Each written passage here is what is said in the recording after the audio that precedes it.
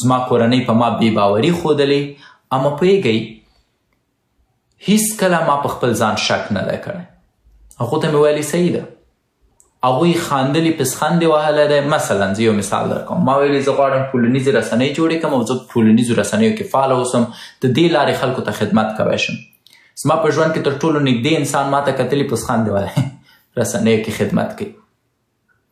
اما نن راګوري راته وایي چې ډوډ زه در باندې ویاړم، واقعا تا ډېر اصلاحات رامنځته کړه. ولې ما ته هغه ورځ هم رایادېږي په کومه ورځ چې هغوی پسخند وهه. بنان هیڅکله په ځان مه بې باوره کیږئ، هیڅکله. دلته ډېری خلک به په تمه یي چې څنګه تاسو چپه شئ، ډېری خلک به په تمه یي چې څنګه تاسو ناهیلې شئ، ډېری خلک به په تمه یي چې څنګه تاسو تسلیم شئ. که باور نه کوئ زه یو مثال درکوم، زه به نن یوه ویډیو جوړه کړم او په دې ویډیو کې به یو غلطي قصدي وکړم، یو غلطي به قصدي وکړم.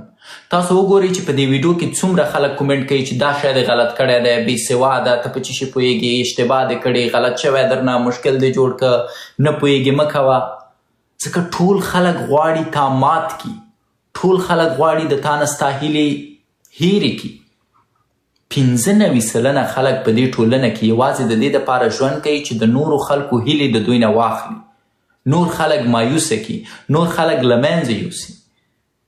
اما په داسې نړۍ کې که ته په ځان باور ولرې په ډېرې اسانۍ پرمختګ کوی شي. فکر کوئ څومره ځوانان چې ناکامه شوي دي، فکر کوئ د دوی د تنبلۍ د لاسه، فکر کوئ د دې د لاسه چې دوی نه غوښتل مبارزه وکړي، د نورو خلکو د نظریاتو د لاسه. یوه ویډیو مثلا زه یو مثال درکوم، یو لنډ مثال درکوم.